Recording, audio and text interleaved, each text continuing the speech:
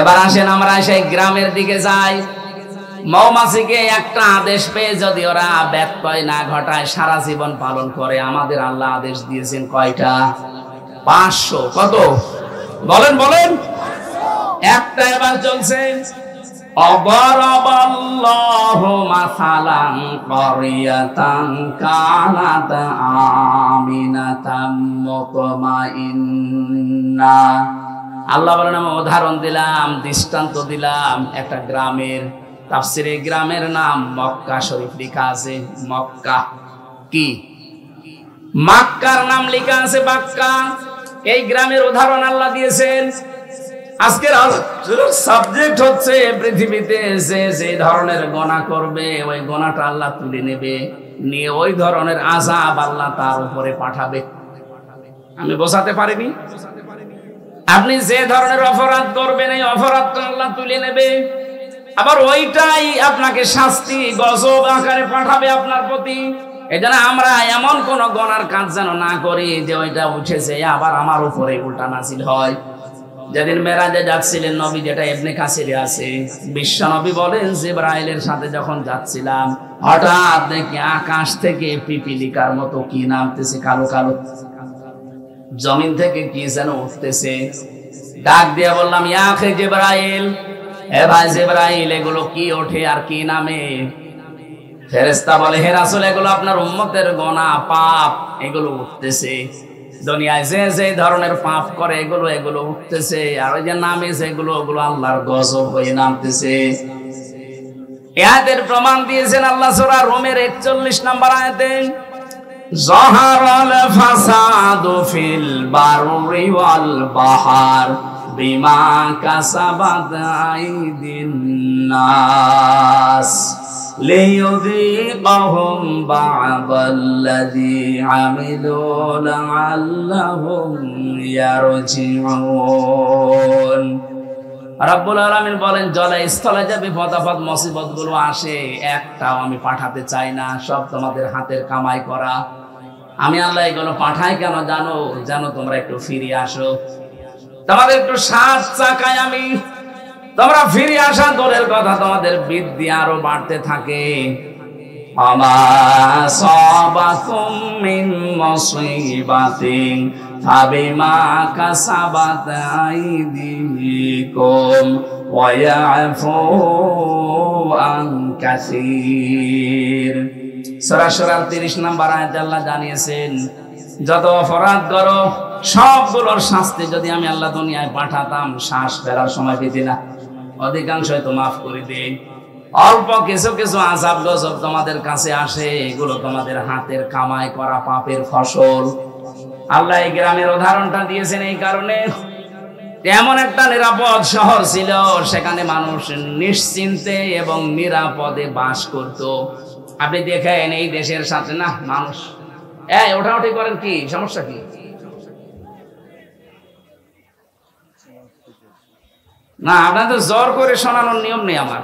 আপনার শুনতে মনে চাইলেন, না হলে আমি মোনাজাত করে দেবো। হ্যাঁ বলবো মানে নিয়ে আর কি মারেন, ওইটা চলে গেছে কোন কারণে? প্রসাব পায়খানার বিড়ি খাওয়া ছাড়া কেউ যেতে পারবে না। বিড়ি খেলে খাক, ও খুব বড় কিছু না, আপনি খেয়ে আবার চলে আসেন, কিন্তু অন্য কোনো বিড়ি খাওয়া যাবে না। আমি যেহেতু আকিস গ্রুপে চাকরি করি, আকিস বিড়ি খাবেন, ঠিক আছে? আকিস বিড়ি খেয়ে আবার চলে আসবে। যান, ওই যে একটা যাচ্ছে, তাড়াতাড়ি আসবা, যা দেখে তোর কাছে বিড়ি আছে কিনা।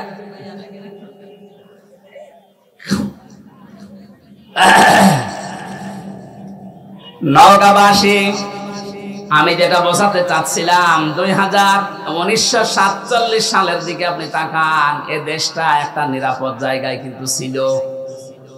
আল্লাহ পাক বলেন কানাত আমিনাতাম মুতমাইন্নাতান, দুইটা জিনিস সেই জায়গায় সেই দেশে ছিল।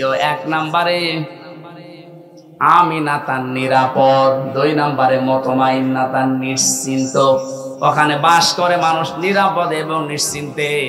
হঠাৎ বিশ্বের একটা ষড়যন্ত্র ধাক্কা লেগে 47 সালে আমাদের সাথে ভাগ হয়ে গেল। আমার দাদারা কথা বলে না কেন? এরপর থেকে এই যে আরম্ভ হয়েছে পাকিস্তান ওরা এক বেশি করে খুব চালিয়েছিল, ওদের ভেতরেও শয়তান ভর করে শেষ পর্যন্ত জুলুম নির্যাতন ওরা বাড়িয়ে দিয়েছে। আল্লাহ রাব্বুল আলামিন 71 সালে আমাদের দেশটাকে অনেকগুলো জীবনের ইজ্জতের মাধ্যমে দেশটা আমাদের দিলেন। রাব্বুল আলামিন বলেন ইয়াতিহা রিজকুহা রাগাদাম মিন কুল্লি মাকান, তাদের কাছে রিজিক আসতো, জীবন উপকরণ আসতো বিভিন্ন সাইড দিয়ে। এখানে আমি সাইডের কথা তাফসীরে পেয়েছি, ইয়েমেন, সিরিয়া, আশপাশে যে দেশগুলো আছে ওখান থেকে আল্লাহ ব্যবসায়িক মাধ্যমে বিভিন্ন কায়দায় তাদের কাছে মাল, জীবন উপকরণ বলতে যা লাগে সব পাঠাতেন রিজিক হিসাবে। আমাদের কাছেও বেশ আসছিল সারা বিশ্বের 257টা রাষ্ট্র এখন পৃথিবীতে। 47-এর আগের ইতিহাস একটু পড়ে এনে দেশটা কিন্তু ভালোই চলছিল। ফাঁকা ফারাত বিআনউমিল্লাহ, আল্লাহ বলেন ওরা যখন আমার নিয়ামতের সাথে কুফরি করলো। এখানে নিয়ামতের 2টা বর্ণনা আছে। 1 নম্বরে আসল নিয়ামত হচ্ছে আল্লাহর বিধান, 2 নম্বরের নিয়ামতের নাম মুহাম্মাদুর রাসূলুল্লাহ। ওরা যখন বিভিন্ন উপকরণ রিজিক পাওয়ার পরও আমার পাঠানো বিধান এবং আমার রাসূলের সাথে কুফরি করা আরম্ভ করেছে, আমি আল্লাহ তাদের পোশাক পরিয়ে দিয়েছি মজা চাকানোর জন্য। লিবাসান জুই ওয়াল খাউফি, 1 নম্বরে ক্ষুধা দারিদ্রে, 2 নম্বরে ভয়। এই যে দুর্ভিক্ষের পোশাক, ক্ষুধার পোশাক এবং ভয়ের পোশাক পরিয়েছিলাম, বিমা কানু ইয়াসনাউন, তারা যা করতো এর কারণে। এবার আসেন আমরা এই দেশের সাথে আরেকটা মিলে, এটা তো মক্কা শরীফের সাথে। ওই জামানায় যখন আল্লাহর বিধান ওরা মানে নাই, আল্লাহর পাঠানো নিয়ামত রাসূলুল্লাহ, লাকাদ মান্নাল্লাহু আলাল মুমিনিনা, পৃথিবীতে আল্লাহর নবী মুমিনদের জন্য একটা নিয়ামত। এটা কি? এই নিয়ামত ওরা না মেনে যখন জুলুম, অত্যাচার, নির্যাতন এমনকি দেশ থেকে তাড়িয়ে দিয়েছে। এখন তো নবী নেই, নবীর ওয়ারিস আছে। এই 15.5 বছরে নবীর ওয়ারিসদের সাথে আপনি যা করেছেন, এই কারণে এই বিপদগুলো আল্লাহ দিয়েছে। দুর্ভিক্ষ বলেন, ভয় বলেন, এই যে এখন বিভিন্ন ষড়যন্ত্রের ভয় চলছে, এগুলো সব আলেমদের সাথে খারাপ ব্যবহারের পরিণাম। ওই জামানায় তারা নবীর সাথে করেছিল, এই জামানায় নবীর ওয়ারিসদের সাথে করছে। কি করেছেন বলেন তো 15.5 বছরে? বিশেষ করে অন্য জাতি বাদ দিলাম, আলেমদের সাথে। আমি ছোট হয়ে খাটো হয়ে যাই হয়ে আমার নামের আগে একটা আলেম লেখা আছে। কোন কারণে এরকম আচরণ করলেন আপনারা? আপনি 11 ঘন্টা আমার টাঙিয়ে রাখলেন, 11 ঘন্টা মাথায় দড়ি দিয়ে আপনি টাঙিয়ে রাখলেন, আমার শরীর চলে না, পায়ে ডান্ডা বেড়ে দিয়ে, পেছনে হাত হ্যান্ডকাপ দিয়ে বেঁধে, অথচ কিছুই করে নাই। নিজেরাই বলছিল যে আপনার কোনো দোষ নেই, আমরা জানি, এগুলো করেন কেন? করলেন, এরপরে জেলে দিয়ে দিলেন। যদি জেলখানায় যারা যায় ওরকম থাকতাম আমার কিছু হইতো না। কিন্তু জেলের কন্ডেম সেলের ভেতরে, ফাঁসির কন্ডেম সেলে 24 ঘন্টা তালা লাগিয়ে আবার সিসি ক্যামেরা দিয়ে রাখতেন। মাওলানা মামুনুল হকের পাশে ছিলাম, এই কারণে আমার উপরে রাগটা আরো বেশি। আল্লাহ মনে হয় কপালে রেখেছিল এটা। এত জায়গা ছিল, কত জায়গায় ঘুরতে পারতাম, কিন্তু ওনার কাছে যে পড়েছি, ওনার উপরে যা আমার উপরে তাই। হাসিনার যেহেতু রাগ ছিল ওনার উপরে, ওর পাশাপাশি দেখেছি নামে নামে জমে টানে, ওর পাশে থেকে আমার ঝামেলা বেশি হয়েছে। কিন্তু লোকটা ভালো মানুষ, বাবা ভালো, লোকটাও ভালো। আমি 3 বছর তার কাছে ছিলাম এক ঘরে। সত্যি কথা বলছে যে কোরআন শরীফ সামনে দিই, লোকটা ভালো মানুষ। আমি সাক্ষী দিচ্ছি যে মামলাগুলো তার নামে মিথ্যা দিয়েছেন, তার স্ত্রীর নাম নিয়ে, সবগুলো বানোয়াট। এগুলো প্রতিহিংসার কারণে যারা দিয়েছিলেন, আল্লাহ এখন তাদের নামে এরকম ধর্ষণ মামলা দিচ্ছে। দেখেন তার বিরুদ্ধে যারা ছিল, আল্লামা সাইদির বিরুদ্ধে যারা ছিল, সবার চরিত্র এখন জাতির কাছে প্রকাশ হয়ে যাচ্ছে। যাদের চরিত্র যাই থাকে, এদের চরিত্র কি গো? এ তো শয়তানও এত নিচে নামে না, অন্যের বউ নিয়ে আল্লাহু আকবার বলে চালাচ্ছে। এতে দরবেশ, দরবেশের যে দ্বিতীয় বউটা, এটা কার বউ? এক ব্যবসায়ীর বউ। একটা স্বামী যদি ভালোভাবে কোন স্ত্রীকে তালাক না দেয়, কেউ যদি জোর করে কারো বউ নিয়ে সংসার করে, যতদিন সংসার করবে জেনা করবে। এক কথা বলে না কেন? একটা হাদিস শোনেন, এটা হযরতে আনাস থেকে বর্ণিত। বিশ্ব নবী জানিয়েছেন তিনটি বস্তু মুমিনের চারিত্রিক গুণাবলীর অন্তর্ভুক্ত। যারা আমরা ঈমানদার দাবি করি এই চরিত্র আমাদের মাস্ট বি লাগবে। এক নম্বরে, সে যদি রাগান্বিত হয়, ক্রোধান্বিত হয়, তাহলে ক্রোধের সময়, রাগের সময় কোনো অবৈধ ও অন্যায় কাজের সিদ্ধান্ত সে নিতে পারে না। অথচ দেখেন এই 15.5 বছরে একটা মহিলা যত সিদ্ধান্ত নিয়েছে সব রাগ করে নিয়েছে। আলেমদের প্রতি বলেন, জালেমদের প্রতি বলেন, যাই করেছে সব একক সিদ্ধান্তে রাগ করে করেছে। এটা মুমিনের চরিত্র না। এই চরিত্র যদি কেউ অর্জন করে যে রাগের সময় যা হয় রাগের সময় সিদ্ধান্ত নেয়। এখানে যারা স্বামী আছেন, আমি সহ, রাগ হলে স্ত্রীর সাথে কোনো ঝামেলায় জড়াবেন না। কথা কাটাকাটি করা, মোবাইলে গালি দেওয়া সব বন্ধ। দরকারে মোবাইলের সিম বন্ধ করে রাখবেন। 24 ঘন্টা এভাবে পার করেন, শয়তান আপনার থেকে ধোঁকা সরিয়ে নেবে। কিন্তু রাগের সময় শয়তান কিন্তু ধোঁকা দিয়ে বোকা বানিয়ে ফেলে। কথা বলে না কেন? উনি এসে এক সিদ্ধান্ত এককভাবে নিয়েছেন এই 15.5 বছর, আর আলেমদের প্রতি যে সিদ্ধান্ত নিয়েছেন সবগুলো রাগ করে। 2 নম্বরে, যখন সে খুশি হয় তখন সে খুশি হয়ে তাকে হকের সীমা লঙ্ঘন সে করতে পারে না। আজ আমরা যারা বিজয় পেয়ে আনন্দে আছি, খুশি আছি, আমরা যেন হকের যে সীমানা এটা পাল্টিয়ে না ফেলি। আগস্টের 5 তারিখের পর থেকে অনেকে খুশির ঠেলায় আনন্দে চাঁদাবাজি আরম্ভ করেছে। কথা বোঝে নাকি? আন্দাজে ঠিক বলে। খুশি হয়েছেন কিন্তু হকের সীমা লঙ্ঘন করা যাবে না। হ্যাঁ, আপনি অত্যাচারিত হয়েছিলেন ঠিক আছে, কিন্তু ওটা তো আপনি আল্লাহর উপরে ছেড়ে দিয়েছেন। 3 নম্বরে, অপরের জিনিস তার উপর আপনার কোনো অধিকার নেই, ক্ষমতা থাকা সত্ত্বেও সেখানে হস্তক্ষেপ করা যাবে না। বাইহাকি শরীফের হাদিস। অন্যের বউ, এটা কি আপনার অধিকার আছে? কথা বলে না কেন? অথচ দরবেশ অন্যের একজন বউ ওকে টক শোতে ডাক দিয়েছিল। ওর নিজের কোনো অধিকার নেই, কিন্তু ক্ষমতা খাটিয়ে তার বউকে জোর করে নিয়ে আল্লাহর রাস্তায় সংসার করছে। এরকম বহু মানুষের চরিত্র এখন ধরা পড়ছে। কথা বলেন না কেন? এই যে মুমিনের ভেতরে 3টা গুণ থাকতে পারে না। আল্লাহ আমাদেরকে যেন এই হাদিসটা মেনে চলার তৌফিক দেন, বলেন আমিন। রাগের সময় সিদ্ধান্ত নেবেন না, কোনো বিষয় পেয়ে খুশি হলে সীমা লঙ্ঘন করবেন না। 3 নম্বরে, যার উপর আপনার অধিকার নেই এটা জোর করে ক্ষমতা খাটিয়ে অধিকার আদায় করবেন না। আল্লাহ রাব্বুল আলামিন বলেন, আমার নবীর উপরে, আমার বিধানের উপরে ওই মানুষগুলো হস্তক্ষেপ করেছিল, কুফরি করেছিল। ফাকা ফারাত বিআনউমিল্লাহ। এই জন্য এমন পোশাক তাদেরকে পরিয়ে দিয়েছি, মশা চাকাতে, লিবাসাল জুই ওয়াল খাউফি। 1 নম্বরে ক্ষুধার পোশাক, 2 নম্বরে ভয়ের পোশাক। তাফসিরে ইবনে কাসিরের ভেতরে 2টা শব্দের খুব ব্যাখ্যা, প্রায় 27টা ব্যাখ্যা দেওয়া আছে। মৌমাছির নামে আল্লাহ সূরা নাজিল করেছেন 7টা কারণে। 1 নাম্বার কারণ হচ্ছে পৃথিবীতে একবার মাত্র মৌমাছিকে আল্লাহ একটা আদেশ দিয়েছিলেন, ওয়াহা রাব্বুকা ইলান নাহলি আনিত্তাখিযি মিনাল জিবালি বুয়ুতা ওয়া মিনাশ শাজারি ওয়া মিম্মা ইয়ারিশুন। রব্বুল আলামিন বলেন, মৌমাছির মধ্যে আমি একবার ওহী করেছিলাম যে 3টা জায়গায় বাসা বাঁধবা। কয় জায়গায়? 1 নম্বরে পাহাড়ে, 2 নম্বরে মানুষের ঘরের কার্নিশে, ছাদে, চালে, 3 নম্বরে গাছের ডালে। হে নবী, আপনি দেখতে পাবেন এই 3টা জায়গা ছাড়া আজ পর্যন্ত মৌমাছি কোনো জায়গায় বাসা বাঁধে না। কিয়ামত পর্যন্ত আল্লাহর এই একটা আদেশ মেনে চলবে। সুবহানাল্লাহ বলতে পারবেন? ছোট্ট একটা প্রাণী আদেশ পেয়েছে কয়বার? আরো জোরে বলেন। একবার মাত্র আদেশ পেয়ে কিয়ামত পর্যন্ত এর উপরেই তারা থাকবে। ওদের বাসা হয় দেখবেন পাহাড়ে। আমাদের দেশে তো পাওয়া যায় কম, এটা তামিলনাড়ুতে পাওয়া যায়, নেপালে বিশাল বিশাল পাহাড়।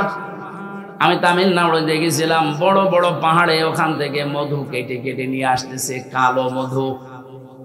2 নম্বরে আপনি গাছের ডালে দেখতে পাবেন, সুন্দরবনে যান, খুলনাতে দেখেন মধু কিভাবে হয় গাছের ডালে। 3 নম্বরে মানুষের ঘরের চালে, ছাদে, কার্নিশে, দেওয়ালে। একটা আদেশ পেয়ে যদি ওরা কিয়ামত পর্যন্ত এর উপরে অটুট থাকতে পারে, আমাদেরকে আল্লাহ একটা নয় কোরআনে 500 আদেশ দিয়েছেন। কয়টা বলেন বলেন? একটাও আপনি মানেন না। মৌমাছির চাইতেও আপনি নিকৃষ্ট হয়ে গেছেন। ওদের একটা আদেশ দিয়ে যদি কিয়ামত পর্যন্ত ওর বিপরীত না হয়, ব্যত্যয় না ঘটে, কি করেন আপনি? আপনার বিবেক কি মরে গেছে? 500টা আদেশ পেলেন, একটাও মানেন না। সম্মানিত মা বোন যারা এসেছেন, আপনাদেরকে আল্লাহ যে আদেশ দিয়েছেন সবচাইতে বড় আদেশ আপনার জীবনের জন্য পর্দা। অথচ অধিকাংশ পরিবারে যেটা নফল নেই, মোবা হয়ে গেছে। পর্দা আছে শুধু টিভির পর্দা আর জানালার পর্দা আর দরজার পর্দা। ওদের যেখানে পর্দা থাকার দরকার ওখানে পর্দা নেই। কথা বলেন না কেন? মেয়ে লোক কিভাবে আওয়াজ করবে, কতটুকু জোরে আওয়াজ করে কথা বলবে, এই আওয়াজ পর্যন্ত আল্লাহ কোড করে দিয়েছেন যে এই স্তরে তাদের আওয়াজ হবে এবং এইভাবে তারা কথা বলবে মানুষের সাথে। মেয়েরা যারা এসেছেন আপনাদেরকে আমি একটু শুধু ইঙ্গিত দিয়ে এটা দিয়ে সূরা আহজাব 22 নম্বর পারা 1ম নম্বর পৃষ্ঠা 3 নম্বর লাইনের 32 নম্বর আয়াত তাফসীরে খাজিনের ভেতরে আছে। ইয়া নিসান নাবিয়্যি লাস্তুন্না কা আহাদিম মিনান নিসাই ইত্তাকাইতুন্না ফালা তাখদা'না বিল কওলি ফায়াতমা'আল্লাযী ফী কলবিহি মারাদু ওয়া কুলনা কাওলাম মা'রুফা। আল্লাহ নবীর স্ত্রীদেরকে ডাক দিয়ে তামাম দুনিয়ার মেয়েদেরকে শিক্ষা দিচ্ছেন। হে নবীর স্ত্রীরা, এই ভালো করে শোনেন, হে নবীর স্ত্রীরা, যদি পর্দার আড়াল থেকে হেজাবের উপর থেকে কারো সাথে কথা বলতে চান, কথা বলবেন সঠিক কথা, মিথ্যা কথা বলবেন না, কিন্তু ভাষা হবে রুক্ষ সূক্ষ্ম। এখানে কি পেলেন? নবীর স্ত্রীদেরকে আমরা উম্মতেরা মা বলে ডাকি। মায়ের সাথে সন্তান যত খারাপ হোক, খারাপ আচরণ বলতে জেনা এই পর্যায়ে যেতে পারে। যত খারাপ সন্তান হোক, অন্তত মায়ের সাথে কল্পনাও করে না। অথচ আল্লাহ সেই মায়ের উদাহরণ দিয়ে বলছেন, মেয়েরা যদি বাইরে থেকে কারো সাথে কথা বলতে চাও, কথা বলবা ঠিক কথা, মিথ্যা কথা বলা যাবে না। সে মোবাইলে হোক, ফোনে হোক, ফ্যাক্সে হোক, কিন্তু ভাষা করবা রুক্ষ সূক্ষ্ম, রাগা রাগা, এমন ভাষায় কথা বলবা ও যেন ভাবে আল্লাহ এ মানুষ না আজরাইল। কথা বলে না। 14 জন পুরুষের সাথে আপনি কথা বলতে পারেন মন খুলে। 14 জন, কয়জন বলেন না কেন? একজন আপনার বাবা, এটা ওই পাতানো বাবা না, আপন বাবা। 2 নাম্বার আপনার ভাই, এটা আপন ভাই। 3 নাম্বার আপনার ছেলে, এটা আপন ছেলে। অনেকে পাতানো ছেলের সাথে গল্প করে না, আপন ছেলে হওয়া লাগবে। আপন ভাইয়ের ছেলে, আপন বোনের ছেলে, এরকম 14 জন পুরুষের নাম আছে সূরা নিসায়। এই 14 জন পুরুষ বাদ দিয়ে পৃথিবীর কোন পুরুষের সাথে যদি কেউ মোবাইলে কথা বলতে চায়, সে যদি কাবা শরীফের ইমামও হয়, কথা বলবেন মিথ্যা কথা না, সত্য কথা, কিন্তু ভাষা হবে রাগ রাগ। যদি কল দিয়ে বলে কে আপনি, কে কারে চান, আপনার স্বামী কোথায়, গোসলে গেছে, বাইরে গেছে, কি চান, পরে কল দেবেন, এই বলে কেটে দেবেন। আর যদি শাবনুরের কণ্ঠে বিআই সাহেব বলে গল্প আরম্ভ করেন, 1 দিন 2 দিন 5 দিন 1 মাস পরে দেখবেন আপনাকে নিয়ে আল্লাহ রাস্তা চলে গেছে। কথা বলছেন না? এগুলো দেশে হচ্ছে না, বলেন? মেয়েরা যারা এসেছেন এখানে সাবধান, আল্লাহর এই আদেশটা আপনি আশা করছি মেনে চলবেন। আর আমরা যারা পুরুষ মানুষ আছি, 2টা ঔষধ বলছি আমাদের জন্য। অনেকে এখানে আছে নিজের বউ ভালো লাগে না, অন্যের বউ দেখলে কেমন যেন মন চলে যায়। জোরে বলেন সুবহানাল্লাহ, নাউযুবিল্লাহ। বহু আল্লাহর ওলি এখানে আছে, চেয়ারম্যান বিচার করতে করতে শেষ। এক কথা বলছেন না কেন? পরকীয়ার প্রেম বিচার করে না? এর বউ ওর সাথে, ওর বউ ওর সাথে, মনে হচ্ছে খালা তো ভাইয়ের সাথে বেড়াতে যাচ্ছে। না, এখানে দুইটা ঔষধ আল্লাহর নবী আমাদেরকে দিয়েছেন আল্লাহর কোরআনে কারিমে সূরা নূর 30 নম্বর আয়াত। আমরা যারা আজ নিজের স্ত্রীকে আর ভালো লাগে না, বলে এক জিনিস আর কতদিন, তাহলে ওই মহিলাও যদি বলে এক জিনিস আর কতদিন, এক কথা বলছে না কেন? আর এই রোগের জন্য শয়তান দায়ী, ও আমাদেরকে ওয়াসওয়াসা দেয়। এটার জন্য বাঁচতে হলে কয়েকটা বিষয়, বিশেষ করে দুইটা ঔষধ এখন থেকে খাওয়া লাগবে, একটা হোমিওপ্যাথি, একটা অ্যালোপ্যাথি। হ্যাঁ, কোরআনে কারিমে সূরা নূর কত নাম্বার আয়াত বললাম? 30। বলেন বলেন। যেহেতু দলিলগুলো লম্বা করা যাচ্ছে না, আপনি বাড়ি যেয়ে মিলিয়ে নেবেন। রব্বুল আলামিন বলেন, ওয়াকুল লিল মুমিনিনা ইয়াগুযু মিন আবসারিহিম ওয়া ইয়াহফাযু ফুরুজাহুম যালিকা আযকা লাহুম ইন্নাল্লাহা খাবীরুম বিমা ইয়াসনাউন। আমি সহ যত মানুষ এখানে পুরুষ আছি, সে যে বয়সের হোক, আমাদের এই দুইটা ঔষধ লাগবে যদি চরিত্র হেফাজত করতে হয়। কথা বলে না কেন? আল্লাহ বলেন মুমিন পুরুষেরা, আপনি বলেন তাদেরকে তারা যেন বড় নারী দেখলেই চোখ নিম্নগামী করে রাখে, 2 নম্বরে লজ্জা স্থানের হেফাজত করে।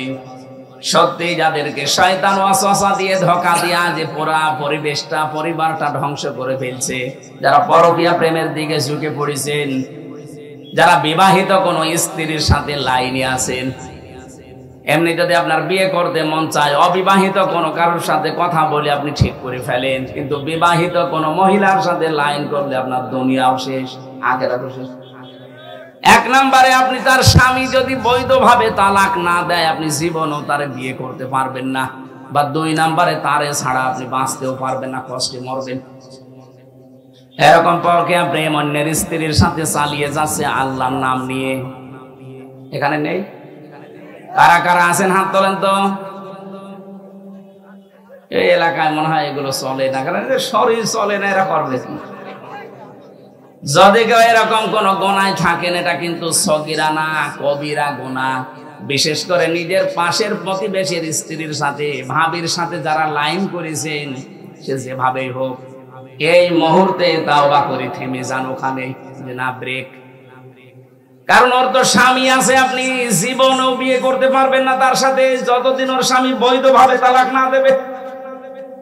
আবার তারে ছাড়া আপনি থাকতেও পারবেন না, আপনার কষ্ট হবে। এই জন্য আপনাকে আমি বাঁচার জন্য বলছি, লাইনটা কেটে দিন। এখনই ওদের মোবাইল নাম্বার ডিলিট করা লাগবে। যাদের অন্য জায়গায় লাইন আছে, মোবাইল নাম্বার এক্ষুনি ডিলিট করে দেবেন। সে হোয়াটসঅ্যাপ হোক, ইমোতে হোক, মেসেঞ্জারে হোক, আর নাম্বারে হোক, এক্ষুনি ডিলিট করা লাগবে। কারা কারা এগুলো করবেন হাত তোলেন তো। কোন এলাকায় বাস দিয়েছেন? সব তো বলি বসে আছে। আলহামদুলিল্লাহ। সম্মানিত মা বোনেরা, আপনার এই স্বামীরা এ মানুষ না, এসব ফেরেশতা। এরা এক নারীতে আসক্ত। আলহামদুলিল্লাহ। এই ঔষধ মনে হয় আপনারা খাচ্ছেন। 14 জন নারী বাদ দিয়ে আপনার এই চক্ষুকে নিম্নগামী করে রাখা লাগবে, যত সুন্দরী, যত পরিমণি সামনে আসুক না কেন। 14 জন। নিজের আপন মা, নিজের আপন বোন, আপন খালা, আপন ফুফু, নিজের আপন মেয়ে, পুত্রবধূ, এরকম 14 জন মহিলা বাদ দিয়ে যারা সামনে আসবে না, ওইটা আমার জন্য আর দেখা যায় না। সঙ্গে সঙ্গে চোখ নিম্নগামী করা লাগবে, এটা আল্লাহর নির্দেশ। 2 নম্বরে লজ্জা স্থানের হেফাজত করা লাগবে। ভারত বহু চেষ্টা চালিয়েছিল, পিন আপ করা পত্রিকা, আকাশ সংস্কৃতির নামে বিভিন্ন উলঙ্গ, অর্ধ উলঙ্গ ছবি, সিনেমা, থিয়েটার দিয়ে আমাদের লজ্জা স্থান যেন ধ্বংস হয়ে যায়, পারে না। কথা বলে না কেন? হাজার হাজার লক্ষ লক্ষ ওয়েবসাইট থেকে বিভিন্ন কন্টেন্ট, এখন যিনি তথ্যর দায়িত্বে আছে নাহিদ ইসলাম, উনি সরিয়ে ফেলার চেষ্টায় আছে। ছোট মানুষ তো একা একা আর কি করবে? যারা আছি আমরা নিজেরা সচেতন হব। বাইরে দেখা যারা জায়েজ নেই, মোবাইলে, কম্পিউটারে ওটা দেখা জায়েজ নেই। এ কথা বলছে না। যখনই আসবে সামনে, মনে করবেন না আল্লাহ আমাকে দেখছে, ফেরেশতারা লিখছে, আজরাইল পেছনে দাঁড়িয়ে আছে, যে কোনো সময় আমাকে ধরতে পারে। এই 3টা জিনিস যদি সামনে থাকে, যত রকমের মন আপনার যেদিকে যাক, আপনাকে ফিরিয়ে রাখতে পারবে ইনশাআল্লাহ। কিন্তু আপনার মনটা শক্ত করা লাগবে। আপনি যেন মনের উপরে কন্ট্রোল আনতে না পারেন না, আপনাকে এই উলঙ্গ ছবি সিনেমা থিয়েটার থেকে আপনাকে কেউ বাঁচাতে পারবে না। হয়তো আপনার মায়ের ভয়ে, চেয়ারম্যানের ভয়ে সামনাসামনি করলেন না, কিন্তু গোপনে এমন জায়গা আছে যেখানে বাধা দেওয়া আল্লাহ ছাড়া আর কেউ নেই। কথা বলে না কেন? আমি সহ যারা এসেছি, আমাদের চরিত্রকে যদি পবিত্র রাখতে হয়, পরিষ্কার করা লাগে, নিরাপদ করতে হয় চরিত্র, অবশ্যই যেটা সামনে দেখা যায় যাচ্ছে, এটা মোবাইলে দেখা যায় যাচ্ছে। যেটা সামনে দেখা যায় নেই, নিজে দেখলে আনন্দ পান, আর অন্য কেউ দেখলে আপনার লজ্জা লাগে, এই মুহূর্তে ওইটা ডিলিট করে দিন, নয়তো আপনার কবিরা গুনাহ হচ্ছে অল টাইম। এরকম জিনিস মোবাইলে নেই। আমি কথা বোঝাতে পেরেছি? নিজে দেখলে আনন্দ লাগে, অন্য কেউ দেখলেই আপনি লজ্জা পান। এমন কোন কন্টেন্ট, এমন কোন সিনারি, নাচ গান হোক, সিনেমা হোক, যদি থাকে এক্ষুনি ভাই ডিলিট করা লাগবে। ভাই এ মাহফিল শুধু শুনতে আসে না। এখন যদি লজ্জাও পান মোবাইল বের করতে, বাড়ি যাওয়ার আগেই ডিলিট করে দেবেন। কারা কারা করবেন হাত তোলেন। আপনার বাটন মোবাইল, আপনি হাত তুলেছেন কোন কারণে? হ্যাঁ, আপনার ও ছাতায় কি আছে? আলহামদুলিল্লাহ, এ মুরব্বীর মোবাইলই নেই। ও সবসময় আল্লাহ রসুল নিয়ে আসে, ওর মোবাইলই নেই। আলহামদুলিল্লাহ, আল্লাহর দরবারে শুকরিয়া জানাচ্ছি, যিনি আমাদেরকে এখনো সুস্থ রেখেছেন। বিশাল একটা জগদ্দল পাথর আমাদের বুকের ওপর থেকে সরিয়ে দিয়েছেন।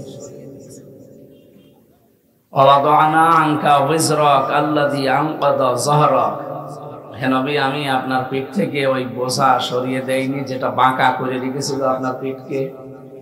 এটা ১৫০০ বছর আগের কথা। তখন চলছিল আইয়ামে জাহিলিয়াতের যুগ, যে আইয়ামে জাহিলিয়াতের বোঝা নবীর পিঠকে বাঁকা করে রেখেছিল। ২০২৪ সালের ৫ আগস্টের আগ পর্যন্ত এদেশে আওয়ামী জাহিলিয়াতের যুগ চলছে। এটাও আমাদের বুক পিঠ বাঁকা করে রেখেছিল। কথা বলে না কেন? শব্দ দুইটা প্রায় কাছাকাছি না? আইয়ামে, আওয়ামী, আর দুইটার চরিত্র প্রায় একই। ওরাও যা যা করেছে, এরা তার চাইতে এক কাঠি বেশি। আমি আয়ামে জাহিলিয়াতের যুগের যারা দায়িত্বে ছিল তাদের জীবন পড়েছি। আবু জেহেল, উতবা, সাইবা, আবু লাহাব, আবু সুফিয়ান সহ যারা দায়িত্বে ছিল ওই সময় বিভিন্ন মন্ত্রণালয়ে, তাদের 14টা কাজ ছিল। কয়টা? কথা বুঝতেছে? আর ২০০৮ থেকে ২৪ পর্যন্ত এই ১৫.৫ বছরে যারা দায়িত্বে ছিল, এদের কাজ আমি পেয়েছি 15টা। ওরা আয়ামে জাহিলিয়াত হয়েছে 14টা কাজ করি, আর এরা আমি জাহিলিয়াত হয়েছে 15টা কাজ করি। ওদের চাইতে এক কাঠি বেশি। ওই জামানার ওই মানুষগুলোকে যদি কাফের বলা যায়, যারা আর এক কাঠি বেশি, এদেরকে তো কাফেরের দাদা বলা যায়।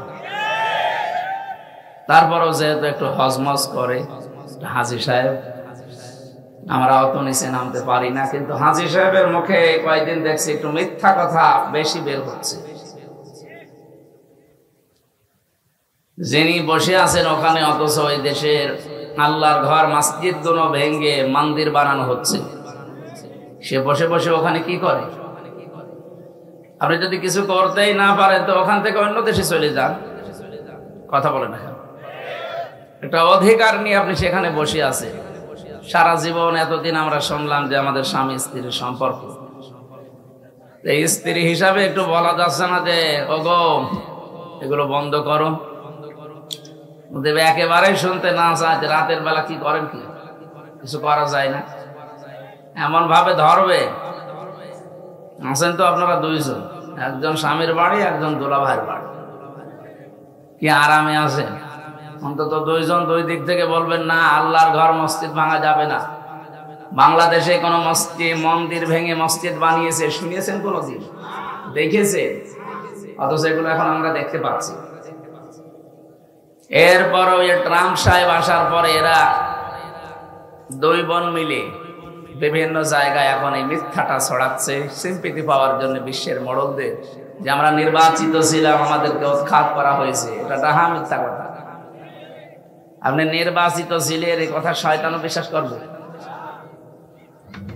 আমার মনে হয় ঘোড়াকেও যদি কেউ বলে যে 15.5 বছরে যারা ছিল ওরা কি নির্বাচিত, ঘোড়াও মনে হয় হাসবে।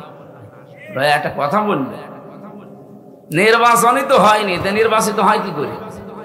কথা বলে না কেন?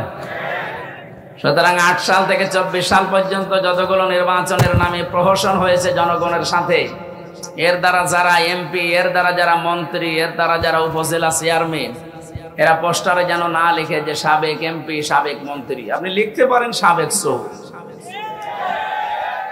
এতটুকু লেখার ক্ষমতা দিয়েছি যে আপনি লিখবেন এখন থেকে সাবেক চোর। আর যেগুলো দিনের ভোট রাতে করে ফেলেছে তারা লিখবেন সাবেক ডাকাত।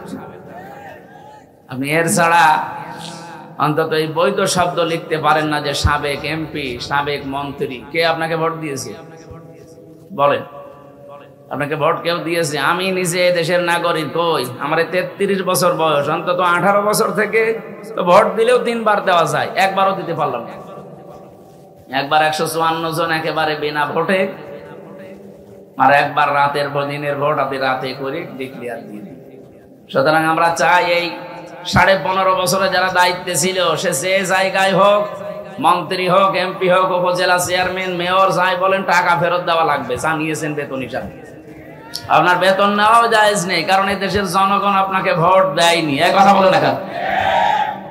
এরপরও যারা এই মিথ্যা কথা ছড়াচ্ছেন যে আমরা নির্বাচিত ছিলাম, একটা হাসি মানুষ এত বড় মিথ্যা কথা বলে, এই যে একজন হাসি, এনার বদনাম হবে না?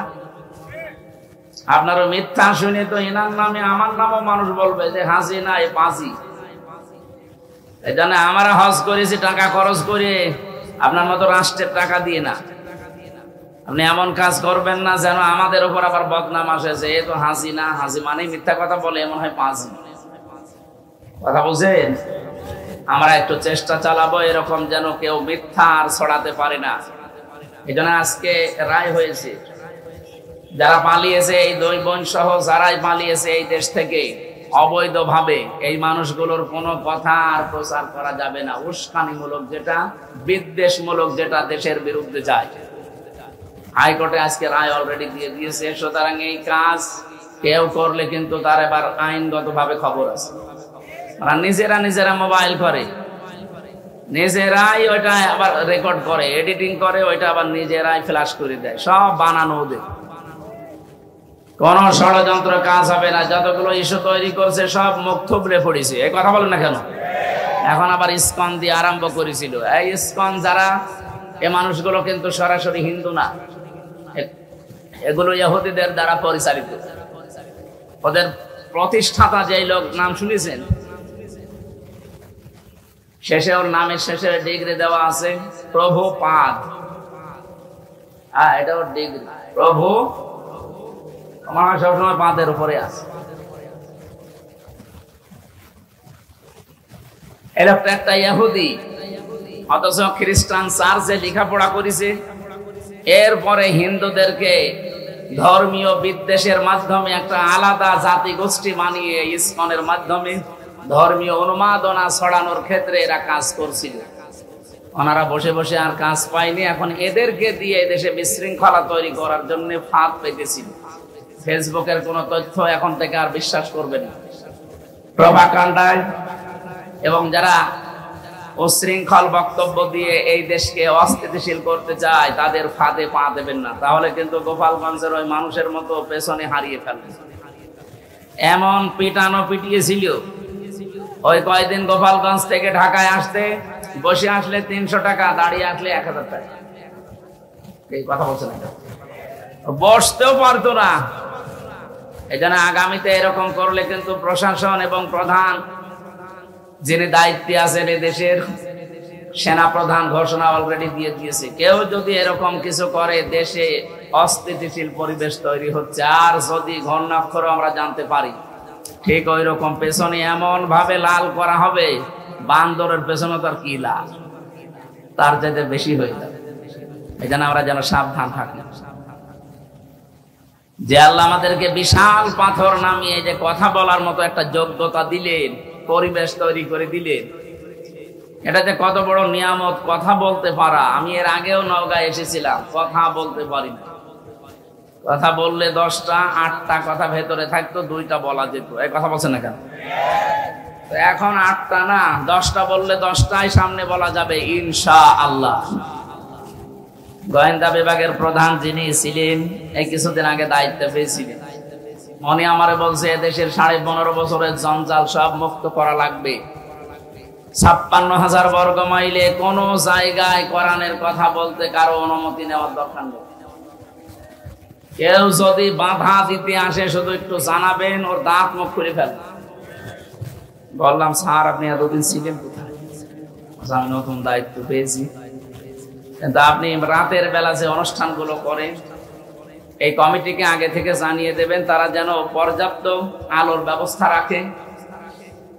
স্থানীয় প্রশাসন যারা আছে, ফাঁড়ি থানা, তাদেরকে যেন সাহায্য নেয় যদি পারে। 2 নম্বরে মেয়েদের যে জায়গাগুলো করবে ওইটা যেন একটু সেপারেট রাখে, তাদের প্রসাব পায়খানা নামাজের ব্যবস্থা চলাফেরা এটা যেন নিরাপদ হয়। এই 2টা বিষয় কমিটিকে বলে দেবেন। আমি এটা বলেছি, এরপরও আজকে বললাম, সারা দেশে এটা রেকর্ড হয়ে ছড়িয়ে যাচ্ছে। যারা রাতের বেলা অনুষ্ঠানগুলো করবেন এই 2টা শর্ত মানবে। দিনের বেলা তো অন্তত আলো লাগে না, কিন্তু মেয়েদের একটু পরিবেশটা নিরাপদ করে দেবেন, যেন কোনো পুরুষ মানুষ ওখানে দায়িত্বে না থাকে, কারণ ওটা একটা ফরজ কাজ। পর্দা কি বলেন না কেন? ফরজ বিধান লঙ্ঘন হলে আপনি শুনতে এসেছেন কোরআন, লাভ হবে? গোনা হয়ে যাবে। মেয়েদের সেই জায়গায় দিয়েছেন, কোথায় মেয়েরা? কোথায়? এই জায়গায়। ঠিক আছে, যে আল্লাহ আমাদেরকে কোরআনে কারিমের কথা শোনার জন্য এতক্ষণ ধৈর্য দিলেন। আমি 3টার সময় উঠতাম, আপনারা জানি জোহরের পর থেকে বসে আছেন। আসলে কালকে রাতের বেলা প্রায় 3:45 আমার স্টেজে দিয়েছে। ফজরের আজান দিল 5টায়, তখন আমি নামলাম। বলেন আমি ঘুমাবো কখন? আর কোথায়? সে টাঙ্গাইল নাগরপুরে একটা, পাবনা আটঘরিয়া একটা, এরপরে টাঙ্গাইল কালীহাতি একটা। এই 3টা করতে গিয়ে কালকে এক রাতে আমার জীবন শেষ হয়ে গেছে। প্রশ্ন আসতে পারে, এত নেওয়ার দরকার কি? এত নেওয়ার দরকার কি? আজকে নিয়েছেন কোন কারণে? হ্যাঁ, আমি এত পারি না, আপনারা ছাড়েন না, আল্লাহ পাক জানে। এরকম হয়ে যাচ্ছে আমার এদিকে একেবারে জীবন শেষ হয়ে গেল। 3 বছর ওরা জেলে রেখে যা করেছে, আমার শরীরে কিছু আছে? এমনি আমার শরীর চলে না, তারপরে আবার যে অবস্থা। এই জন্য আমি দুঃখ প্রকাশ করছি, এসে আমার শরীর আর পারছিল না, আমি ঘুমিয়ে পড়েছিলাম ঘন্টাখানিক। এই কারণে বললাম যে আসরের নামাজটা একটু আগে পড়ে নেবেন, 3:30 বা 3:45 পড়েই যেন আমরা উঠতে পারি। আমরা ঠিক সেইভাবেই করছি, অন্তত মাগরিব পর্যন্ত চালাবো ইনশাআল্লাহ। আজকের একটা গ্রাম নিয়ে কথা বলবো, কোরআনে কারিমে আল্লাহ যেটা আমাদেরকে শোনাতে চেয়েছেন বাংলাদেশের সাথে মিলবে ইনশাআল্লাহ। কোরআন যারা শুনতে আসলেন খুশি হয়ে বলেন আলহামদুলিল্লাহ। দরুদ আর সালাম পড়ছি আমাদের নবী মুহাম্মদুর রাসূলুল্লাহ সাল্লাল্লাহু আলাইহি ওয়াসাল্লামের প্রতি। নবীজির মাধ্যমে যে কোরআনে কারিম পেয়েছি, সূরা নমল 51-52 2টা আয়াতের কিছু কথা বলার পরে আমরা তাফসীরে প্রবেশ করব। এটা আমাদের জন্য খুব জরুরি। আল্লাহ রাব্বুল আলামিন বলেন, ফাযুর কাইফা কানা আকিবাতু মাকরিহিম আন্না দাম্মারনাহুম ওয়া কওমাহুম আজমাইন। হে নবী, আপনি নজর করে দেখেন যে মানুষগুলো ষড়যন্ত্র করেছিল, আমি আল্লাহ তাদের এই ষড়যন্ত্রের পরিণাম কি করেছি। আন্না, আমি নিজে, তাদের ষড়যন্ত্রের যে 20 দাঁত আমি নিজে ভেঙে দিয়েছি, আমি ধ্বংস করে দিয়েছি তাদের জাতি পর্যন্ত। যে জাতি নিয়ে এতদিন পর্যন্ত ভুয়া একটা মিথ্যা জনগণের মাঝে, আমরা মুক্তিযোদ্ধার দল, পুরা মিথ্যা কথা। এ কথা যারা বলতো আপনি তাকান তো, তাদের ভেতরে মুক্তিযোদ্ধাকে, তার বাবা এক জায়গায় ছিল আটক, 2 বোন আর এক জায়গায় ছিল, তাদের পরিবারে একটা দেখান যে সে মুক্তিযোদ্ধা। একটা পেয়েছিল বিআই, সে তো রাজাকার। একটা বিআই পেয়েছিল রাজাকার না? আপনি ফরিদপুরে যান, তার বাবা যে একেবারে কমান্ডার ছিল রাজাকারের, সেটা প্রমাণ আছে। নুরু মিয়া, আপনার বংশে কেউ নেই, আত্মীয় স্বজনের ভেতরে কেউ নেই, কিসের জন্য ভুয়া তুলেছিলেন যে মুক্তিযোদ্ধার দল? মুক্তিযোদ্ধার যিনি দায়িত্বে ছিলেন শহীদ প্রেসিডেন্ট জিয়াউর রহমান, তার নাম বললে মানায়। আপনি ধারে কাছে নেই, ওখানে বসে বসে শুধু আগুন বাগুন খেয়েছেন। আর আন্দাজে এই মিথ্যা বলি ছড়িয়ে দেশের মানুষকে ধোঁকা দিয়ে একটা বোকা বানিয়ে রেখেছি। কথা বলেন না কেন? এখন যারা বড় বড় নেতৃত্ব দিচ্ছে দেশে, বিএনপি বলেন, জামাত ইসলাম বলেন, তারা বলছেন আপনি একটা দেখান যে মুক্তিযোদ্ধার সময় আপনার দলের একটা লোকের ভূমিকা ছিল।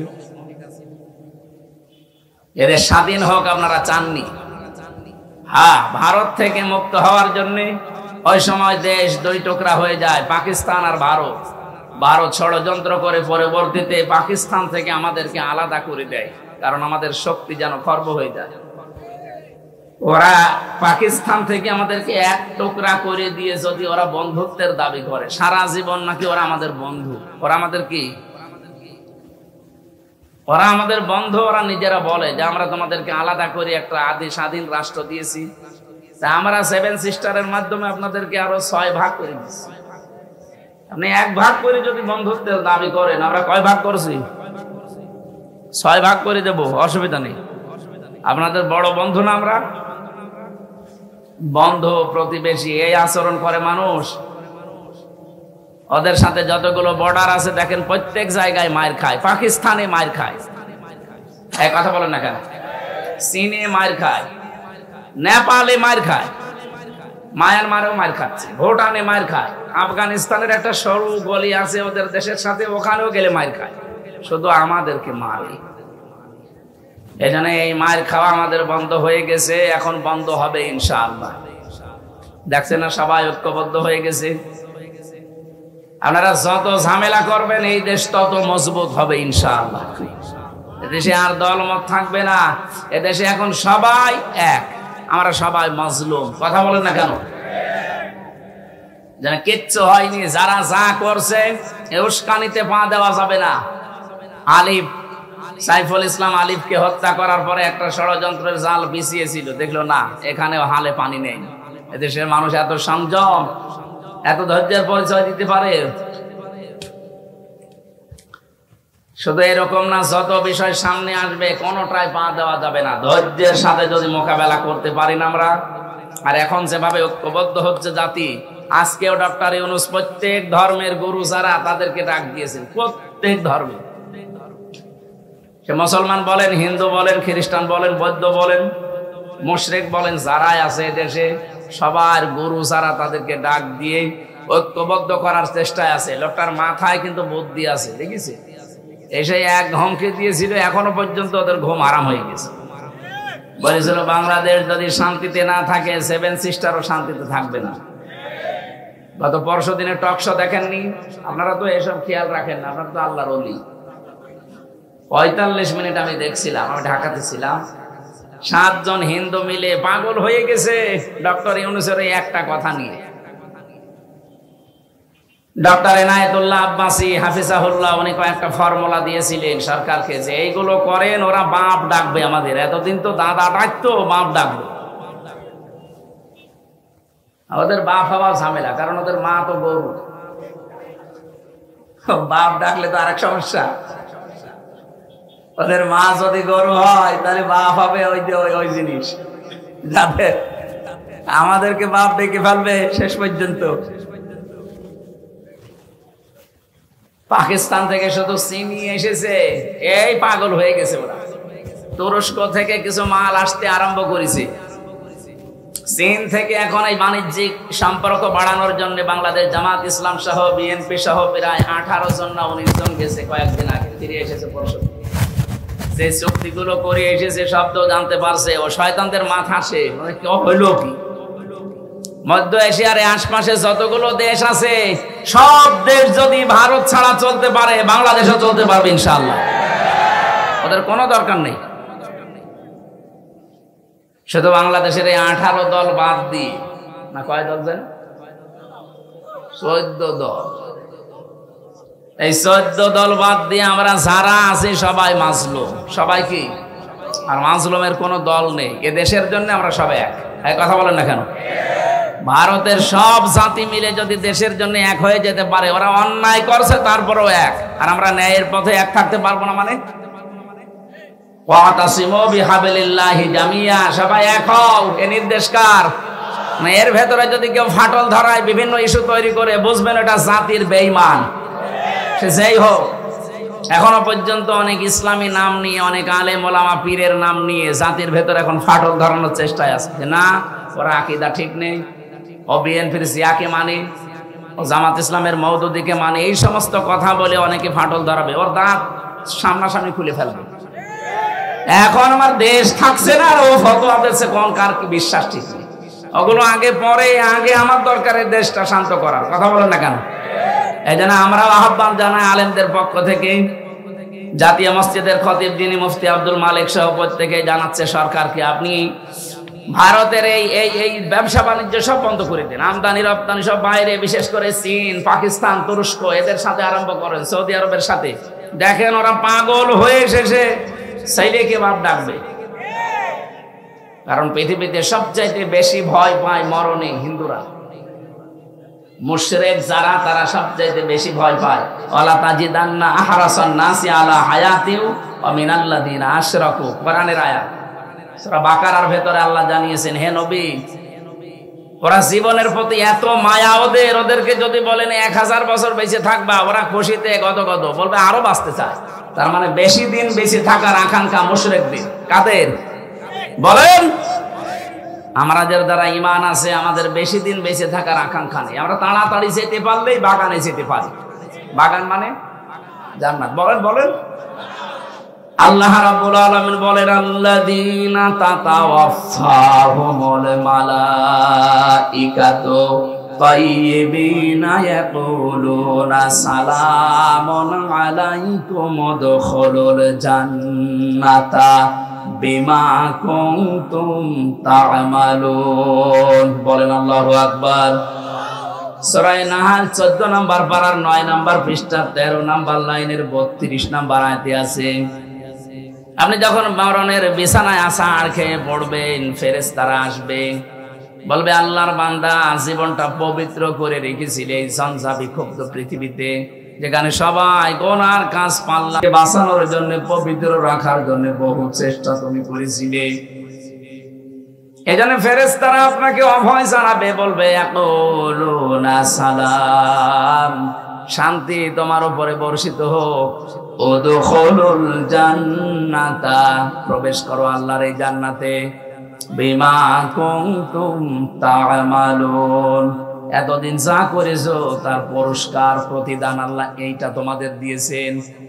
এজন্য আমরা জীবনকে যারা পবিত্র রাখতে চাই, এই পৃথিবীতে এত গুনার লাইনগুলো খোলা আছে, স্রোতের মতো মানুষ গা ভাসিয়ে দিচ্ছে।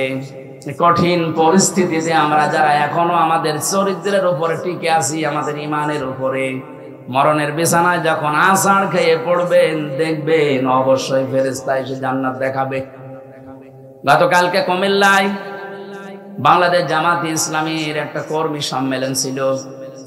সভাপতির বক্তব্য শেষ হওয়ার পরে মাইকে ঘোষণা দিচ্ছে 8টা দামি মোবাইল এবং একটা টাকা ভর্তি মানি ব্যাগ পাওয়া গেছে, যাদের হয় প্রমাণ দিয়ে এটা নিয়ে যাবেন। পৃথিবীর ইতিহাস পাল্টিয়ে ফেলেছে। আপনি দেখান তো বাংলাদেশে কোন সমাবেশের পরে ঘোষণা দেওয়া হয় যে মোবাইল পাওয়া গেছে 8টা? আমি তো আজ পর্যন্ত দেখা দূরের কথা শুনিও নাই। কথা বলে না, যারা গিয়েছিলেন মানুষ না, এদের ভেতরে লোভ নেই, লালসা নেই। জীবনটা এমন ভাবে তারা পবিত্র তৈরি করছে, এমন ভাবে চরিত্রকে অর্জন করছে, বানাচ্ছে, এগুলো পাওয়ার পরেও সে মানুষগুলো মানুষের হাতে পৌঁছিয়ে দেওয়ার জন্য ব্যস্ত। যারা হারানো জিনিস ফিরে পাওয়ার পরে যে মানুষগুলো ফেরত দিতে ব্যস্ত থাকে, এদের কাছে যদি আপনি এদেশের কোনো কিছুর দায়িত্ব দেন, 1 টাকাও এদিক ওদিক হবে না। আমরা এরকম চরিত্রবান মানুষ চাই দেশে। কথা বলেন ঠিক কিনা? এগুলো যদি কেউ না করে তার পরিণাম কি হবে? ফাতিলকা বুয়ুতুহুম খাবিয়াতাম বিমা যালামু। এই এদিকে তাকান। যারা আরবি গ্রামার বোঝে, এখানে ফা দিলেন আল্লাহ বক্তব্য শুরু করার আগে। ফা 19টা অর্থে আসে। আল্লাহ যেন এভাবে কুদরতি আঙ্গুল দিয়ে দেখাচ্ছে, ফাতিলকা বুয়ুতুহুম, বাইতুনের বহুবচন বুয়ুত। আল্লাহ বলেন, হে নবী, এই সেই ঘর, এই সেই, ভালোভাবে মিলান, এই সেই ঘর। খাবিয়াতাম বিমা যালামু, আল্লাহ উজাড় গৃহ বানিয়ে দিয়েছেন, পরিত্যক্ত করে দিয়েছেন, জনশূন্য করে দিয়েছেন তাদের জুলুমের কারণে। আয়াতটা নাযিল হয়েছে ১৫০০ বছর আগে। আয়াতের উদ্দেশ্য হযরত লূত নবী আলাইহিস সালামের জামানায় যারা সমকামী ছিল তাদের। এখন আমি আয়াতটা বাংলাদেশে ২০২৪ সালের ৫ আগস্টের সাথে মিলিয়ে দেখলাম, মিলিয়ে গেছে। আল্লাহ যেন হাত দিয়ে বাংলাদেশের দিকে ইশারা দিয়ে দেখাচ্ছে, জনগণ একটু দেখ, এই সেই ঘরগুলো, এই সেই জালেমদের ঘর, যেখানে বসে ওরা জুলুম করতো, ফোন দিয়ে আটতো, মানুষকে মিথ্যা মামলা দিয়ে, মিথ্যা সাক্ষী দিয়ে, জেলে দিয়ে আনন্দ করতো। এই সেই ঘরগুলো একটু তাকিয়ে দেখ। খাবিয়াতান, আমি ওজাড় গৃহ বানিয়ে দিয়েছি, জনশূন্য করে দিয়েছি, পরিত্যক্ত করে দিয়েছি এই ঘরগুলো। এর প্রমাণ আমার কুষ্টিয়ার হানিফের বাড়ি। এমন সময় কারেন্ট গেল, কি করেন কি?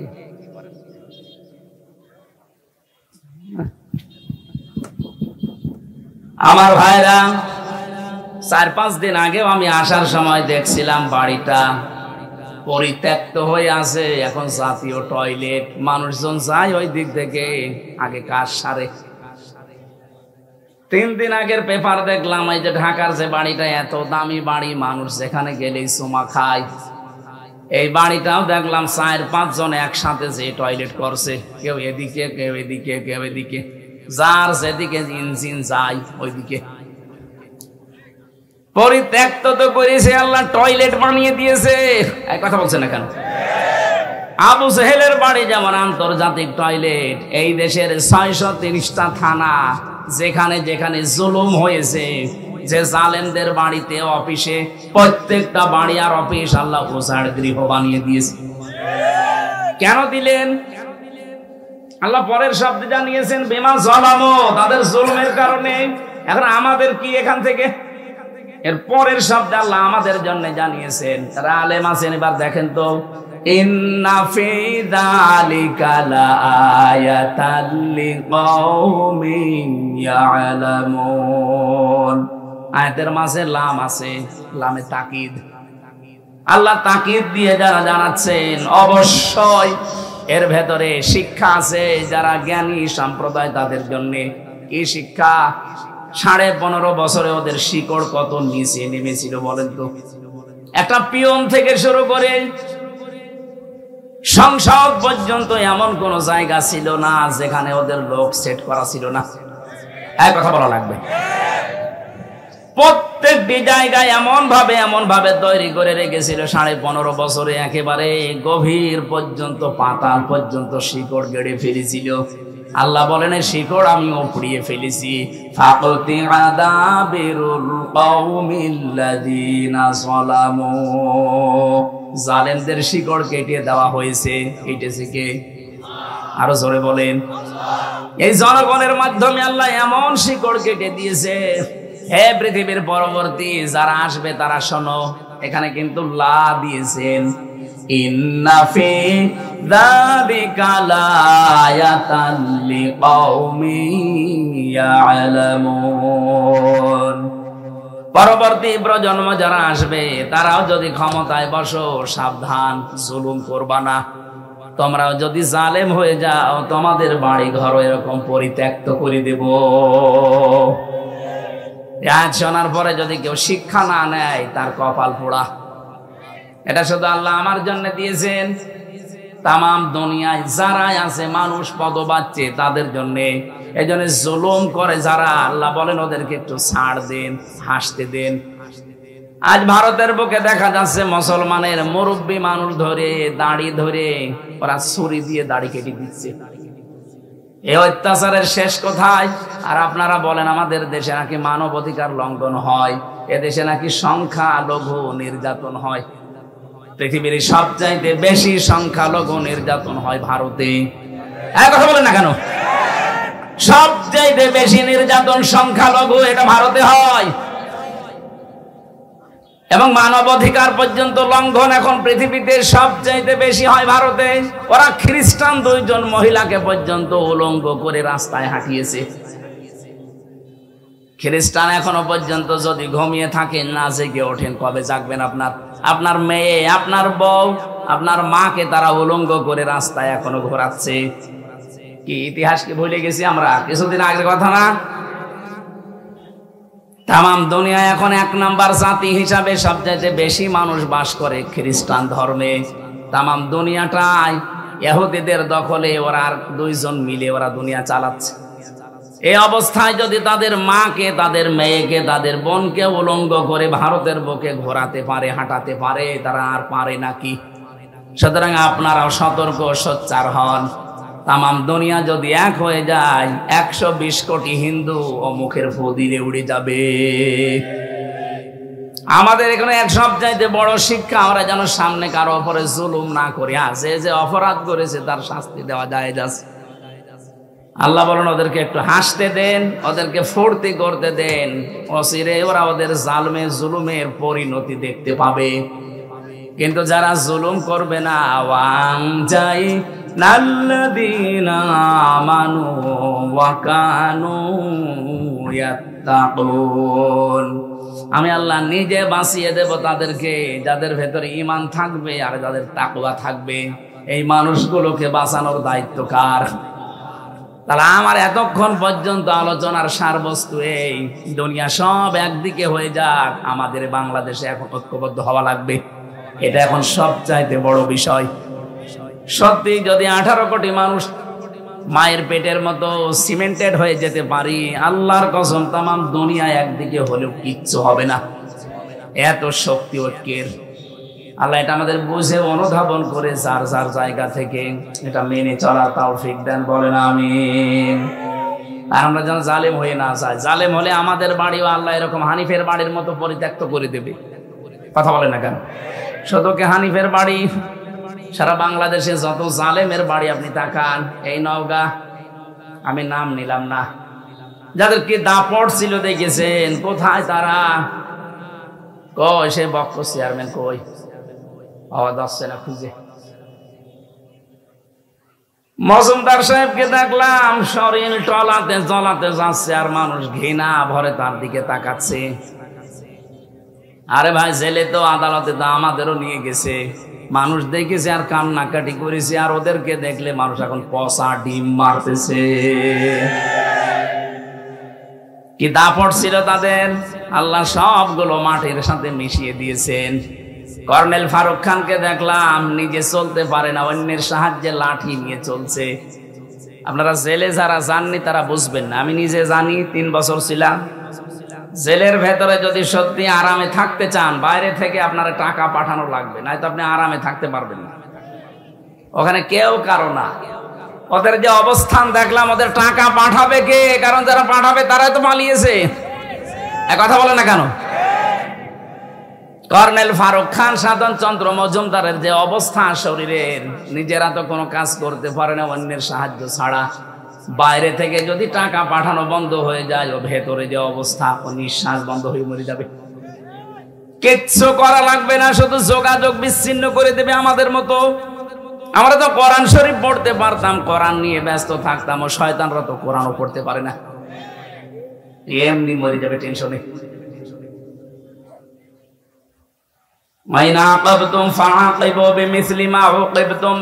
কিছু করি না, যতটুকু করেছো অতটুকু যদি করি বাঁচতে পারবা না, এমনি নিঃশ্বাস বন্ধ হয়ে মারা যাবা।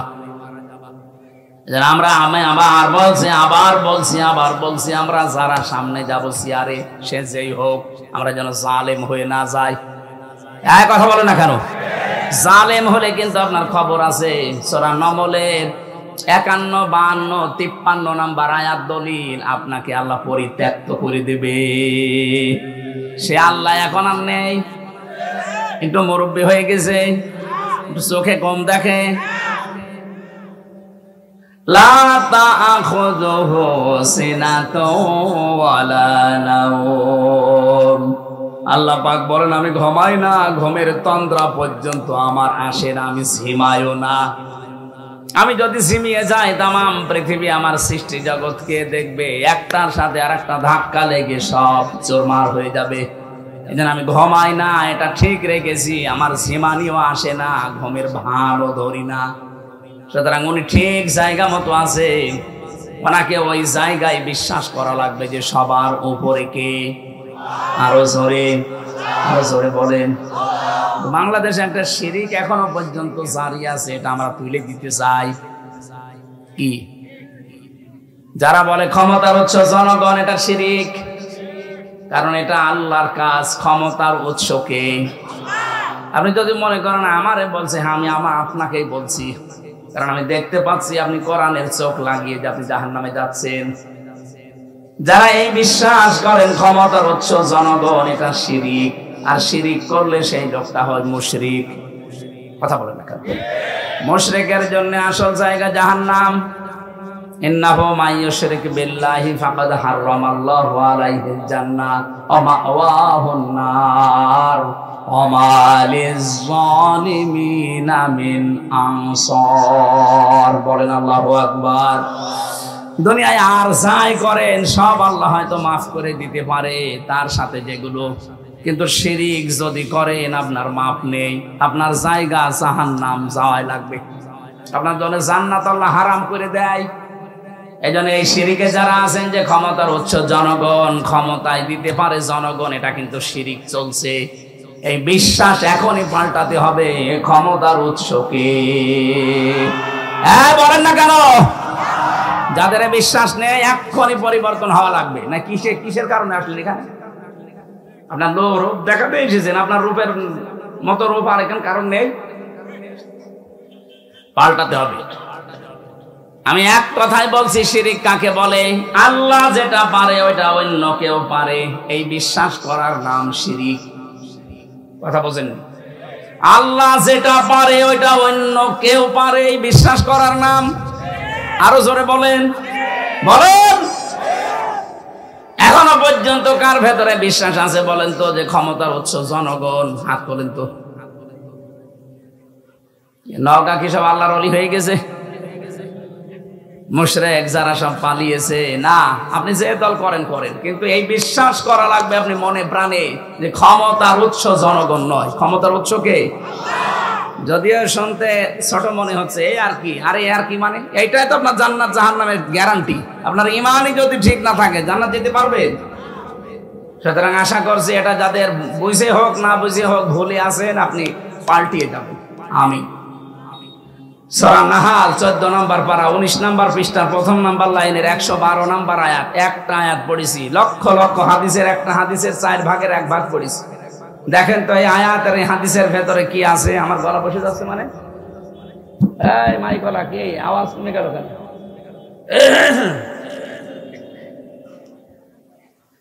জবান ছেড়ে কোরআনের সোনালী আয়াত আগে একবার একটু পড়েন। আউযু বিল্লাহি মিনাশ শাইতানির রাজিম। বিসমিল্লাহির রহমানির রহিম। وضرب الله مثلا قرية كانت آمنة مطمئنة إلى آخر آية। কোন সূরা বললাম যেন? নাহাল। বলেন। নাহাল মানে মৌমাছি। নাহাল মানে কি? এবার আসেন আমরা সেই গ্রামের দিকে যাই। মৌমাছিকে একটা আদেশ পেয়ে যদি ওরা ব্যত্যয় না ঘটায়, সারা জীবন পালন করে। আমাদের আল্লাহ আদেশ দিয়েছেন কয়টা? 500। কত? বলেন। একটা এবার চলছে। অবরাবাল্লাহু মাসালান ক্বরিয়াতান কানাত আমিনাতাম মুতমাইন্না। আল্লাহ বলেন আমি উদাহরণ দিলাম, দৃষ্টান্ত দিলাম একটা গ্রামের। তাফসিরে গ্রামের নাম মক্কা শরীফ লেখা আছে। মক্কা কি? মক্কার নাম লেখা আছে মক্কা। এই গ্রামের উদাহরণ আল্লাহ দিয়েছেন। আজকের সাবজেক্ট হচ্ছে পৃথিবীতে যে ধরনের গুনাহ করবে ওই গুনাহটা আল্লাহ তুলে নেবে, নিয়ে ওই ধরনের আযাব আল্লাহ তার উপরে পাঠাবে। আমি বোঝাতে পারিনি? আপনি যে ধরনের অপরাধ করবেন এই অপরাধ তো আল্লাহ তুলে নেবে, আবার ওইটাই আপনাকে শাস্তি গজব আকারে পাঠাবে আপনার প্রতি। এই জন্য আমরা এমন কোন গুনার কাজ যেন না করি যে ওইটা উঠেছে আবার আমার উপরে উল্টা নাজিল হয়। যেদিন মেরাজে যাচ্ছিলেন নবী, যেটা ইবনে কাসিরে আছে, বিশ্ব নবী বলেন জিবরাইলের সাথে যখন যাচ্ছিলাম হঠাৎ দেখি আকাশ থেকে পিপিলিকার মতো কি নামতেছে, কালো কালো, জমিন থেকে কি যেন উঠতেছে। ডাক দিয়ে বললাম, ইয়া আখি জিবরাইল, হে ভাই জিবরাইল, এগুলো কি ওঠে আর কি নামে? ফেরেশতা বলে, হে রাসূল, এগুলো আপনার উম্মতের গুনাহ পাপ, এগুলো উঠতেছে। দুনিয়ায় যে যে ধরনের পাপ করে এগুলো উঠতেছে, আর ওই যে নামে যেগুলো, ওগুলো আল্লাহর গজব হয়ে নামতেছে। আয়াতের প্রমাণ দিয়েছেন আল্লাহ সূরা রুমের 41 নম্বর আয়াতে, যাহারাল ফাসাদু ফিল বাররি ওয়াল বাহার বিমা কাসাবাত আইদিন নাস লিয়ুযীকাহুম বা'দাল্লাযী আমিলু লা'আল্লাহুম ইয়ারজিউন। রাব্বুল আলামিন বলেন, জলে স্থলে যে বিপদ আপদ মুসিবত গুলো আসে একটাও আমি পাঠাতে চাই না, সব তোমাদের হাতের কামাই করা। আমি আল্লাহ এগুলো পাঠাই কেন জানো? যেন তোমরা একটু ফিরে আসো, তোমাদের একটু সাত চাকায় আমি, তোমরা ফিরে আসা দূরের কথা, তোমাদের বৃদ্ধি আরো বাড়তে থাকে। আমা সাবাকুম মিন মুসিবাতিন ফাবিমা কাসাবাত আইদিকুম ওয়া ইয়াফু আন কাসীর। সূরা সূরা 30 নম্বর আয়াতে আল্লাহ জানিয়েছেন, যত অপরাধ করো সবগুলোর শাস্তি যদি আমি আল্লাহ দুনিয়ায় পাঠাতাম, শ্বাস ফেরার সময় দিতি না, অধিকাংশই তো মাফ করে দেই। অল্প কিছু কিছু আযাব গজব তোমাদের কাছে আসে, এগুলো তোমাদের হাতের কামাই করা পাপের ফসল। আল্লাহ এই গ্রামের উদাহরণটা দিয়েছেন এই কারণে, এমন একটা নিরাপদ শহর ছিল, সেখানে মানুষ নিশ্চিন্তে এবং নিরাপদে বাস করত। আপনি দেখেন এই দেশের সাথে না মানুষ ওঠাউঠি করেন, কি সমস্যা? কি না, আপনার তো জোর করে শোনানোর নিয়ম নেই আমার, আপনার শুনতে মনে চাইলেন, না হলে আমি মোনাজাত করে দেব।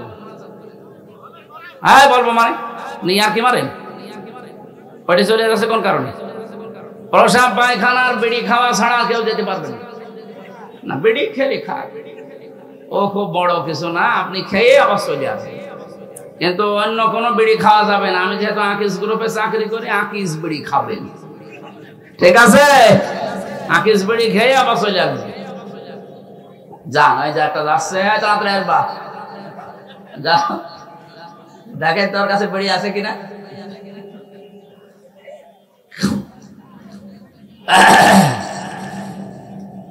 নওগাঁবাসী, আমি যেটা বোঝাতে চাচ্ছিলাম, 1947 সালের দিকে আপনি তাকান, এ দেশটা একটা নিরাপদ জায়গায় কিন্তু ছিল। আল্লাহ পাক বলেন, কানাত আমিনাতাম মুতমাইন্নাতান, দুইটা জিনিস সেই জায়গায় সেই দেশে ছিল। এক নম্বরে আমিনাতান নিরাপদ, 2 নম্বরে মুতমাইন্নাতান নিশ্চিন্ত। ওখানে বাস করে মানুষ নিরাপদ এবং নিশ্চিন্তে। হঠাৎ বিশ্বের একটা ষড়যন্ত্র ধাক্কা লেগে 47 সালে আমাদের সাথে ভাগ হয়ে গেল। আমার দাদারা কথা বলে না কেন? এরপর থেকেই যে আরম্ভ হয়েছে পাকিস্তান, ওরা এক বেশি করে খুব চালিয়েছিল, ওদের ভেতরেও শয়তান ভর করে শেষ পর্যন্ত জুলুম নির্যাতন ওরা বাড়িয়ে দিয়েছে। আল্লাহ রাব্বুল আলামিন 71 সালে আমাদের দেশটাকে অনেকগুলো জীবনের ইজ্জতের মাধ্যমে দেশটা আমাদের দিলেন। রাব্বুল আলামিন বলেন, ইয়াতিহা রিজকুহা রাগাদাম মিন কুল্লি মাকান, তাদের কাছে রিজিক আসতো, জীবন উপকরণ আসতো বিভিন্ন সাইড দিয়ে।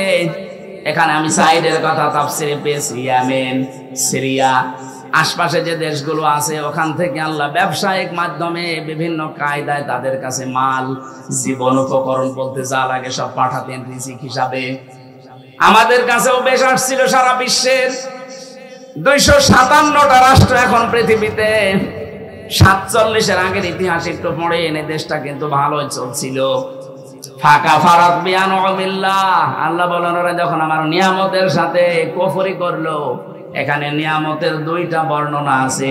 1 নম্বরে আসল নিয়ামত হচ্ছে আল্লাহর বিধান, 2 নম্বরের নিয়ামতের নাম মুহাম্মাদুর রাসূলুল্লাহ। ওরা যখন বিভিন্ন উপকরণ রিজিক পাওয়ার পরও আমার পাঠানো বিধান এবং আমার রাসূলের সাথে কুফরি করা আরম্ভ করেছে, আমি আল্লাহ তাদের পোশাক পরিয়ে দিয়েছি মজা চাকানোর জন্য। লিবাসাল জুই ওয়াল খাউফি, 1 নম্বরে ক্ষুধা দারিদ্রে, 2 নম্বরে ভয়। এই যে দুর্ভিক্ষের পোশাক, ক্ষুধার পোশাক এবং ভয়ের পোশাক পরিয়েছিলাম, বিমা কানু ইয়াসনাউন, তারা যা করত এর কারণে। এবার আসেন আমরা এই দেশের সাথে আয়াতটা মিলাই, এটা তো মক্কা শরীফের সাথে। ওই জামানায় যখন আল্লাহর বিধান ওরা মানে নাই, আল্লাহর পাঠানো নিয়ামত রাসূলুল্লাহ, লাকাদ মান্নাল্লাহু আলাল মুমিনিনা, পৃথিবীতে আল্লাহর নবী মুমিনদের জন্য একটা নিয়ামত। এটা কি? এই নিয়ামতকে ওরা না মেনে যখন জুলুম, অত্যাচার, নির্যাতন এমনকি দেশ থেকে তাড়িয়ে দিয়েছে। এখন তো নবী নেই, নবীর ওয়ারিস আছে। এই 15.5 বছরে নবীর ওয়ারিসদের সাথে আপনি যা করেছেন, এই কারণে এই বিপদগুলো আল্লাহ দিয়েছে। দুর্ভিক্ষ বলেন, ভয় বলেন, এই যে এখন বিভিন্ন ষড়যন্ত্রের ভয় চলছে, এগুলো সব আলেমদের সাথে খারাপ ব্যবহারের পরিণাম। ওই জামানায় তারা নবীর সাথে করেছিল, এই জামানায় নবীর ওয়ারিসদের সাথে করছে। কি করেছেন বলেন তো 15.5 বছরে? বিশেষ করে অন্য জাতি বাদ দিলাম, আলেমদের সাথে। আমি ছোট হয়ে খাটো হয়ে যাই হয়ে আমার নামের আগে একটা আলেম লেখা আছে। কোন কারণে এরকম আচরণ করলেন আপনারা? আপনি 11 ঘন্টা আমার টাঙিয়ে রাখলেন, 11 ঘন্টা মাথায় দড়ি দিয়ে আপনি টাঙিয়ে রাখলেন, আমার শরীর চলে না, পায়ে ডান্ডা বেড়ি দিয়ে, পেছনে হাত হ্যান্ডকাপ দিয়ে বেঁধে, অথচ কিছুই করে নাই। নিজেরাই বলছিল যে আপনার কোনো দোষ নেই, আমরা জানি, এগুলো করেন কেন? করলেন, এরপরে জেলে দিয়ে দিলেন। যদি জেলখানায় যারা যায় ওরকম থাকতাম আমার কিছু হইতো না। কিন্তু জেলের কন্ডেম সেলের ভেতরে, ফাঁসির কন্ডেম সেলে 24 ঘন্টা তালা লাগিয়ে আবার সিসি ক্যামেরা দিয়ে রাখতেন। মাওলানা মামুনুল হকের পাশে ছিলাম, এই কারণে আমার উপরে রাগটা আরো বেশি। আল্লাহ মনে হয় কপালে রেখেছিল এটা। এত জায়গা ছিল, কত জায়গায় ঘুরতে পারতাম, কিন্তু ওনার কাছে যে পড়েছি, ওনার উপরে যা আমার উপরে তাই। হাসিনার যেহেতু রাগ ছিল ওনার উপরে, ওর পাশাপাশি দেখেছি নামে নামে জমে টানে, ওর পাশে থেকে আমার ঝামেলা বেশি হয়েছে।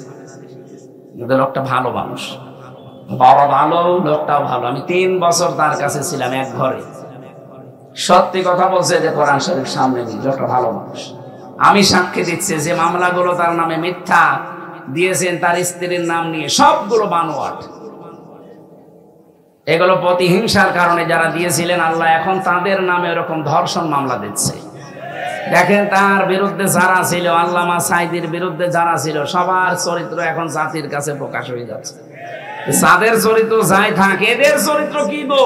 এ তো শয়তানও এত নিচে নামে না, অন্যের বউ নিয়ে আল্লাহু আকবার বলে চালাচ্ছে। এতে দরবেশ, দরবেশের যে দ্বিতীয় বউটা, এটা কার বউ? এক ব্যবসায়ীর বউ। একটা স্বামী যদি ভালোভাবে কোনো স্ত্রীকে তালাক না দেয়, কেউ যদি জোর করে কারো বউ নিয়ে সংসার করে, যতদিন সংসার করবে জেনা করবে। এক কথা বলে না কেন?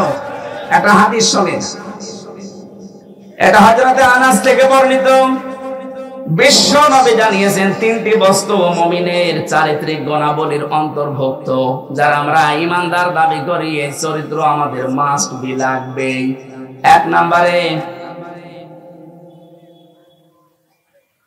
সে যদি রাগান্বিত হয়, ক্রোধান্বিত হয়, তাহলে ক্রোধের সময়, রাগের সময় কোনো অবৈধ ও অন্যায় কাজের সিদ্ধান্ত সে নিতে পারে না। অথচ দেখেন এই 15.5 বছরে একটা মহিলা যত সিদ্ধান্ত নিয়েছে সব রাগ করে নিয়েছে। আলেমদের প্রতি বলেন, জালেমদের প্রতি বলেন, যাই করেছে সব একক সিদ্ধান্তে রাগ করে করেছে। এটা মুমিনের চরিত্র না। এই চরিত্র যদি কেউ অর্জন করে, যে রাগের সময় যা হয়, রাগের সময় সিদ্ধান্ত নেয়। এখানে যারা স্বামী আছেন, আমি সহ, রাগ হলে স্ত্রীর সাথে কোনো ঝামেলায় জড়াবেন না। কথা কাটাকাটি করা, মোবাইলে গালি দেওয়া, সব বন্ধ। দরকার হয় মোবাইলের সিম বন্ধ করে রাখবেন। 24 ঘন্টা এভাবে পার করেন, শয়তান আপনার থেকে ধোঁকা সরিয়ে নেবে। কিন্তু রাগের সময় শয়তান কিন্তু ধোঁকা দিয়ে বোকা বানিয়ে ফেলে। কথা বলে না কেন? উনি এসে এক সিদ্ধান্ত একভাবে নিয়েছেন এই 15.5 বছর, আর আলেমদের প্রতি যে সিদ্ধান্ত নিয়েছেন সবগুলো রাগ করে। 2 নম্বরে, যখন সে খুশি হয় তখন সে খুশি হয়ে তাকে হকের সীমা লঙ্ঘন সে করতে পারে না। আজ আমরা যারা বিজয় পেয়ে আনন্দে আছি, খুশি আছি, আমরা যেন হকের যে সীমানা এটা পাল্টিয়ে না ফেলি। আগস্টের 5 তারিখের পর থেকে অনেকে খুশির ঠেলায় আনন্দে চাঁদাবাজি আরম্ভ করেছে। কথা বোঝে নাকি? আন্দাজে ঠিক বলে। খুশি হয়েছেন কিন্তু হকের সীমা লঙ্ঘন করা যাবে না।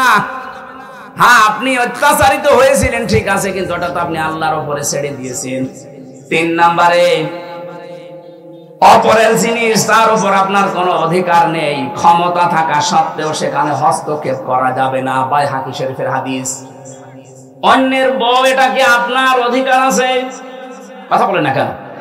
অথচ দরবেশ অন্যের একজন বউ ওকে টক শোতে ডাক দিয়েছিল, ওর নিজের কোনো অধিকার নেই, কিন্তু ক্ষমতা খাটিয়ে তার বউকে জোর করে নিয়ে আল্লাহর রাস্তায় সংসার করছে। এরকম বহু মানুষের চরিত্র এখন ধরা পড়ছে। কথা বলেন না কেন? এই যে মুমিনের ভেতরে 3টা গুণ থাকতে পারে না। আল্লাহ আমাদেরকে যেন এই হাদিসটা মেনে চলার তৌফিক দেন, বলেন আমিন। আর আগের সময় সিদ্ধান্ত নেবেন না, কোন বিষয় পেয়ে খুশি হলে সীমা লঙ্ঘন করবেন না। 3 নম্বরে, যার উপর আপনার অধিকার নেই এটা জোর করে ক্ষমতা খাটিয়ে অধিকার আদায় করবেন না। আল্লাহ রাব্বুল আলামিন বলেন, আমার নবীর উপরে, আমার বিধানের উপরে ওই মানুষগুলো হস্তক্ষেপ করেছিল, কুফরি করেছিল, ফাকাফারাত বিআনউমিল্লাহ। এই জন্য এমন পোশাক তাদেরকে পরিয়ে দিয়েছি, মজা চাকাতে, লিবাসাল জুই ওয়াল খাউফি। 1 নম্বরে ক্ষুধার পোশাক, 2 নম্বরে ভয়ের পোশাক। তাফসিরে ইবনে কাসিরের ভেতরে 2টা শব্দের খুব ব্যাখ্যা, প্রায় 27টা ব্যাখ্যা দেওয়া আছে। আমাদের যতটুকু সময় নিয়েছিলাম আমার মনে হয় সময় কভার করবে না। রাতের বেলা কোথায় আছে? নওগাঁ আছে রাতের বেলা। এখান থেকে কয় কিলো হবে? এই আয়াতের পরবর্তী যে শব্দগুলো লিবাসাল জুর ওয়াল খাউফ, এই 2টা শব্দের ব্যাখ্যা করব। যদি ওখানে আমি রাত কয়টায় চলবো? 8টায়। আমি 8টায় উঠবো নওগাঁয়। সময় যদি পান ওখানে যান। আজকের মতো আর বলছি না। আমিন, আল্লাহুম্মা আমিন। লা ইলাহা ইল্লা আনতা সুবহানাকা ইন্নী কুনতু মিনাজ জালিমিন।